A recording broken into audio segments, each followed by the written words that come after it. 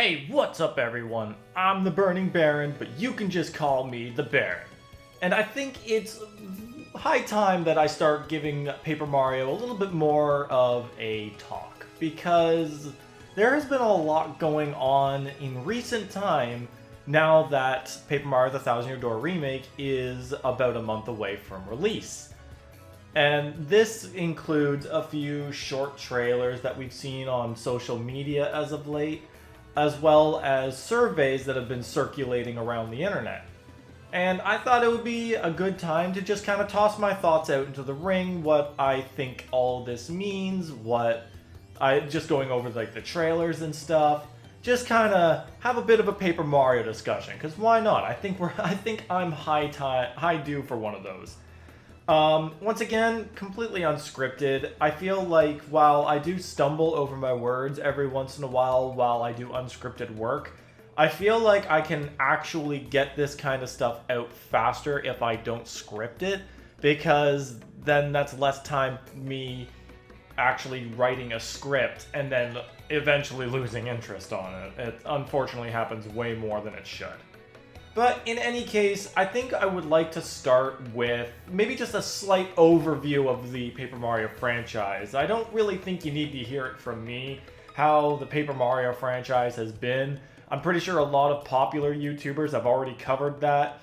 If not, you are an actual fan of the franchise and you've lived through the history, but I think it's worth just a little bit of an overview. So, a lot of people revere Paper Mario and Paper Mario Thousand Year Door as two of the best games in the franchise for their unique stories, unique characters, unique enemies, amazing gameplay, stuff like that.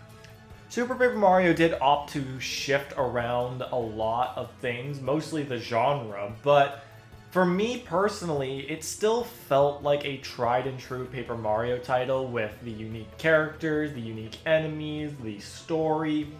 The only real thing that changed was it was not turn-based combat. It was a platformer RPG hybrid.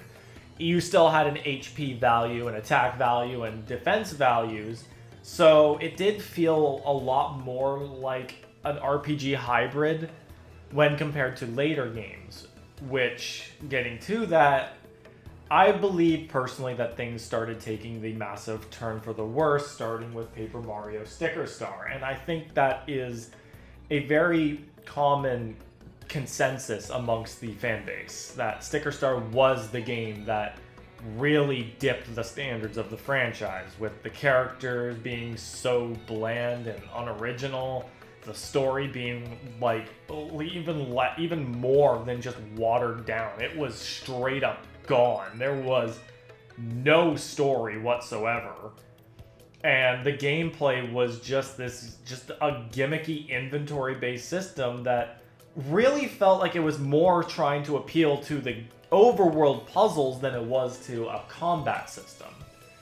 Color Splash followed in suit with the gameplay, but I feel like given that I'm currently playing through the game, I feel like it's just a lot more polished. It's got improvement on the visual aspects. It's still kind of not hitting the mark I want it to, but for the era, I think it wasn't bad. I've come to the conclusion that I don't hate Color Splash anymore.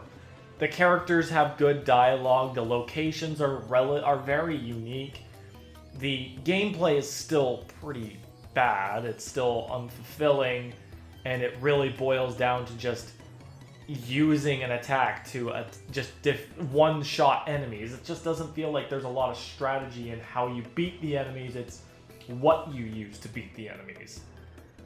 And then Origami King took an even bigger turn. Well, I wouldn't say an even bigger turn, but it started turning back towards a more standard RPG combat system, where you didn't have to rely on an inventory anymore, but at the same time, the battles were still relatively unfulfilling because the coins were the only reward, and it felt like it was a lot more effort than what it was worth to solve the ring puzzles for a damage boost every time. I mean, if I'm not going to be rewarded with something substantial, why should I go through the whole point of the battle? But yeah, that's basically the overview. Color Splash, Sticker Star, and Origami King are not terrible games. Sticker Star may be the worst by far, but they're still games at the very least. They're just not the Paper Mario games that a lot of fans have been hoping for. And a lot of fans have been hoping for this since roughly 2016 when Color Splash released. I personally want to give Sticker Star a little bit of the benefit of the doubt because it was like the first time they took a steer away from the roots. But I think with them repeating a lot of the mistakes that Sticker Star had with Color Splash, it was at that point that, well, I don't think they were really interested in going back. And I feel like that impression just got worse over time with interviews that just felt like they just didn't care. I know a lot of people have felt like this, but mid 2016, 2020, when Color Splash and Origami King released, a lot of interviews just did not give people a lot of hope for the franchise. It really did boil down to them just refusing to take any creative liberties in the character designs and choosing to say we would rather continue exploring and experimenting with gameplay elements than returning to a formula that people enjoyed. I know that sounds harsh, and that might not be the actual mentality behind the choices. If I wanted to take any guess on what the actual reasons were, it's that they felt like changing it up would create like more fun experiences for different people. That everything was always different, there was always something new to look forward to. And I can respect that mentality, but I feel like there was just a little bit too much ignoring of what people actually wanted. And at this point, what a lot of people wanted was just a return to the formula that realistically a lot of people got into the franchise to begin with. It would not surprise me if a lot of people loved Paper Mario for what the first two games offered, maybe even the third. I know the third's kind of like the odd sheep of the franchise. Yes, it does follow the creative art style of the first two games, but it doesn't perfectly follow the genre. So I feel like that's where a lot of people diverted the opinion.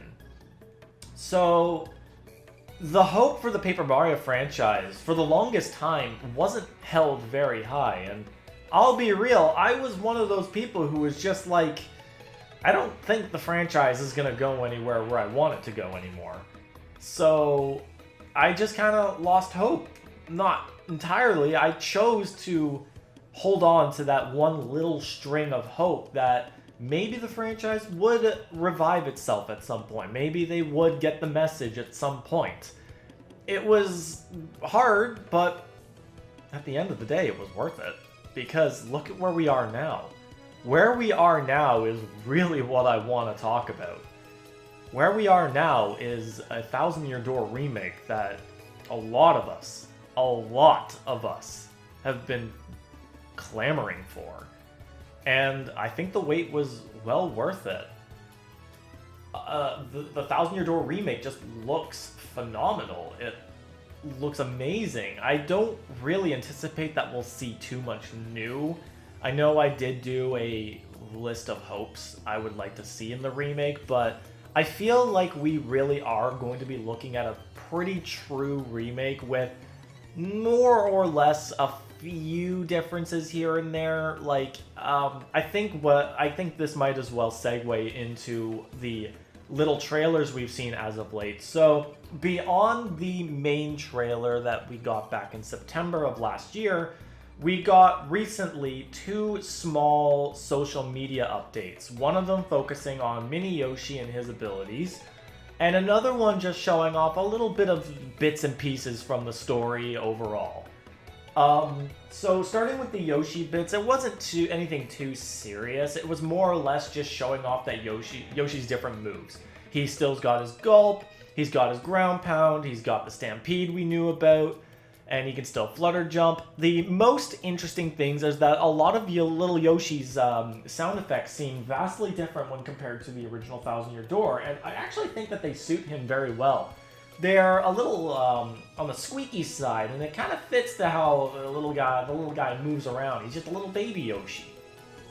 The other trailer, it was released on the day of recording this, so April 19th. And it showed a lot of different things. We got our first look at the S'more boss battle and Admiral Bobbery standing beside Mario in the confrontation. We got the chase scene with the little Yoshi egg. We got them standing in front of the Thousand Year Door, which was actually one of our first looks at when Mario brings a crystal star back to the door. And not only does the Emerald Star look pretty amazing, I'm assuming that's what all the crystal stars will look like, and they all look phenomenal. It looks like the crystal design has been changed from a more... I don't know how to describe it. It's like the original, it was like an actual like three-dimensional gemstone with various soft or smooth surfaces. But this one feels like all the textures and the material just all like diverts to the center. It looks like it almost looks like the design of an 8-point star or something. I don't really know how to describe how they look, but the overall point is that the crystal stars look really nice so far, and I also couldn't help but notice a few other details to that scene. First off, the crystal stars on the Thousand Year Door light up as you collect them, as it seems, because in the scene with the Emerald Star, you can also see that the Diamond Star is lit up on the other side of the door. And while I don't really want to spoil too much about that, that's a detail that's not present in the original. The door stays completely the same as the story goes on, and it doesn't light up until the near end. And even then, the door didn't light up in the same order either. I'll leave it at that because I don't want to say too much. I respect a lot of people who are going to go into this blind, and I want people to go into this blind if they've never played it. Another small detail is that, like the cheap blimp ride to Glitzville, all of Mario's current party members are present when Mario is lifting up the Emerald Star to the Thousand Year Door. Whereas in the original, like the other scenes, it was just the current partner that was out at the time. So in the scene, you can actually see Goombella, Koops, and Flurry all out with Mario at the same time, which might indicate that there could be some character interactions between the partners, as I kind of was hoping for in my wishlist video. Because if they're all going to be out, well, it would make sense that maybe they would talk to each other. Unless, of course, they do the thing where only the partner who was out speaks and the others remain silent. That's also a possibility, but there's no real way to know right now, so I guess we'll just have to wait for that. Another thing that could be touched on is how you see more of the animations of the characters during different scenes. Mario opens up the chest containing all the booze, and both him and Yoshi react much more in comparison to the original game. Yoshi doesn't react at all, or your partner doesn't react at all when these things happen, and now you can see that not only did Yoshi react to the Twilighter being turned into a pig, but he also gave a much more panicked reaction when the booze fled out of the chest.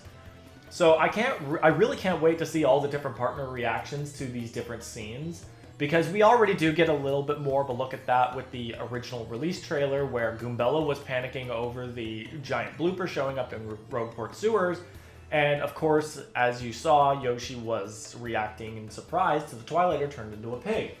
And when Mrs. Mouse kisses Mario in Hooktail Castle, Koops also gives a bit of a reaction there, like a bit of a shock. It's like, oh my goodness, Mario, you just got kissed! And that wasn't, of course, that wasn't in the original. The partners had very little in terms of reactions. Their only true reaction, or emotion, or I guess, I don't know what the word is. It was on I probably used them many times already, but they only really did something when you won a battle. They had a victory animation, they had a damage animation, stuff like that. And those animations were kind of reused over the course of the game when necessary. So it's really cool to see how much more energy and life these characters have. And I'm excited. I'm excited to see more of the game.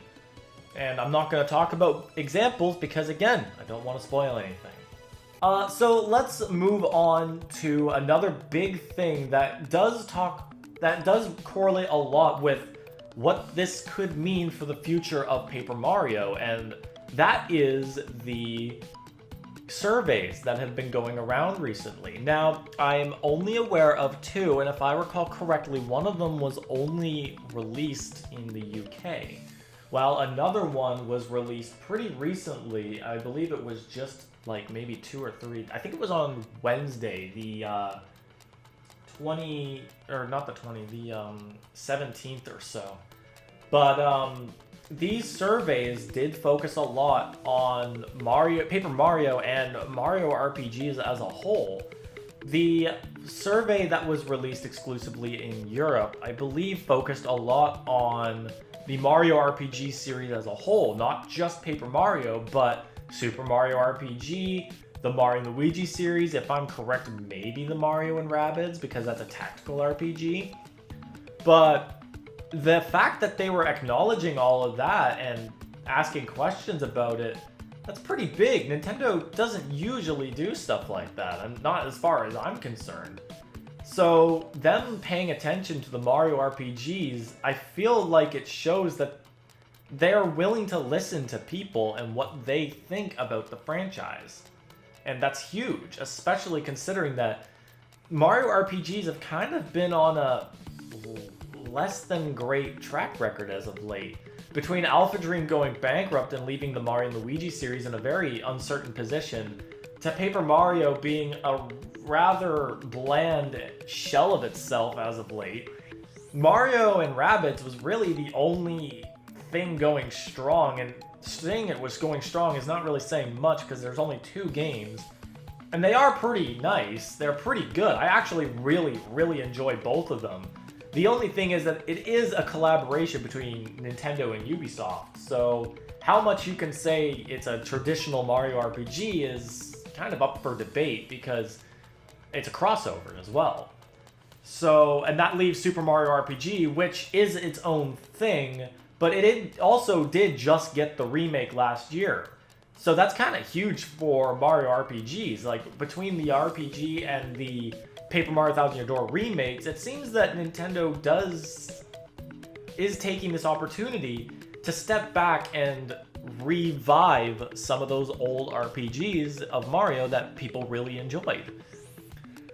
As for the second survey, that was one I also personally filled out. In fact, I filled that out the moment I saw a YouTube video on it.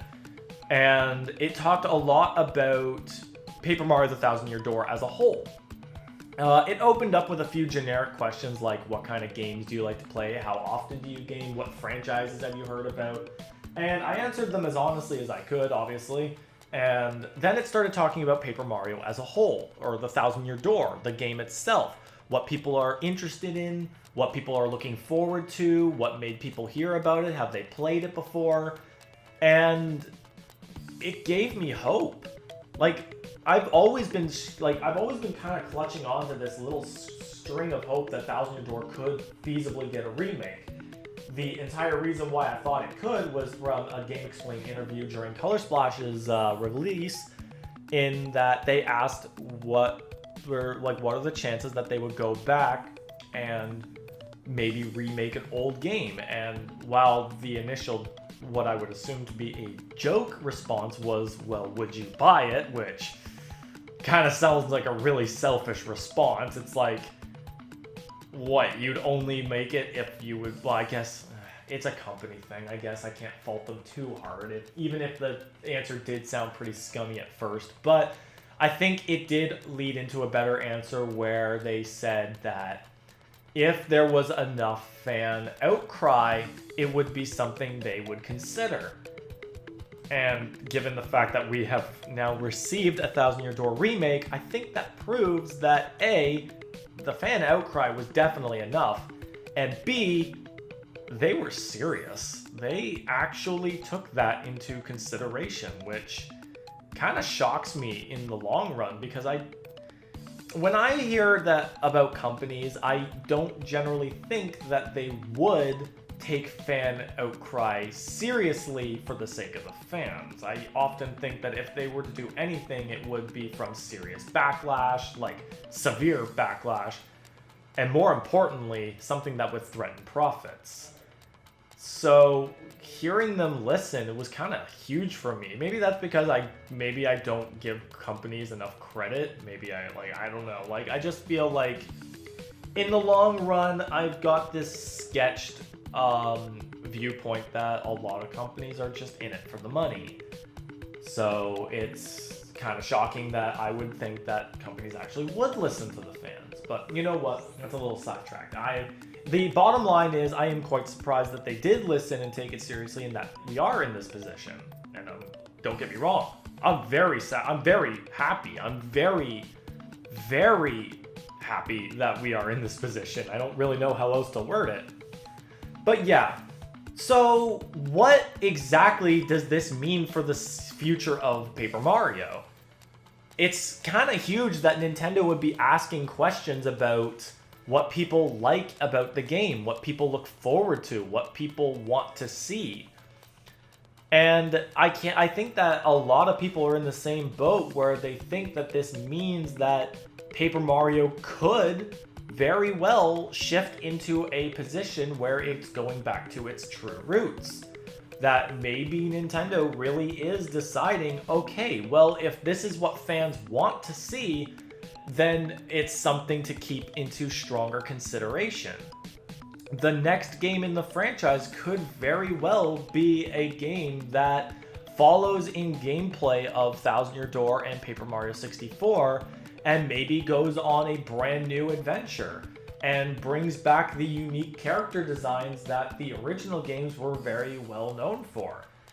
I will admit that the odds that Koopa Troopas and Pokies and Hammer Bros and Goombas would retain the Paper Mario look, that in of itself might not be a thing. Like, maybe what they would do is that they would try to retain the modernized looks of the established characters, but at the same time create brand new enemy designs that even the main series hasn't seen. And I'm not just saying like, oh, well, we'll make Waddle Wings from New Super Mario Bros. U enemies, or we'll take what Super Mario Bros. Wonder has done and make some of those enemies. No, I mean craft unique enemies for Paper Mario in the same way that Clefs exist, the same way that Bristles exist, the same way that the Puffs, the Puff Cloud species exists. We're talking creating new enemies in the same way that the main series games create new enemies for those games. And that would be pretty huge. It would be amazing to see them go back and reignite that creative spark that the first 3 games were well known for. A brand new villain. Maybe Bowser taking a back seat. Heck, let's go, like, Peach and Luigi have been pretty active in the main series. Why not let them get in on the ride? Maybe some other pre-established main series Mario characters can make an appearance. Wario and Waluigi can be an antagonistic duo that just kind of bums around and challenges Mario every once in a while. Maybe we'll bring back Toadsworth and Toadette again. Like, we haven't seen Toadsworth in a unique game since Dream Team. That was 2013. His only other appearances have been remakes and ports. So there really is a lot of options that they could take. But I also don't want to get ahead of myself, because the surveys, while it's great that they are seeing these opinions, we have to remember that it was a survey that got us into this mess in the first place. And that was a Nintendo Power survey that Super Paper Mario had that really apparently showed that less than 1% of people really cared about the story.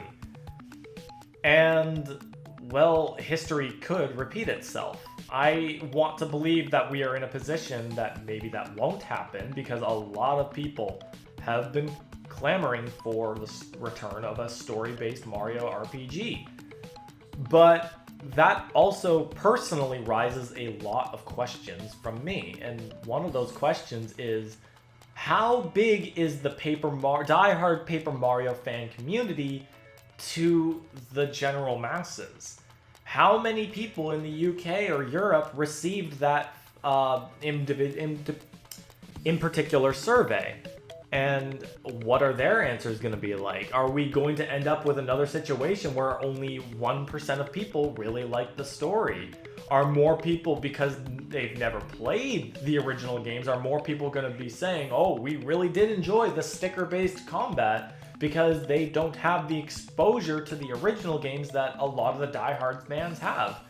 There are a lot of questions that surveys can bring up. And it brings a level of uncertainty on how that would really go.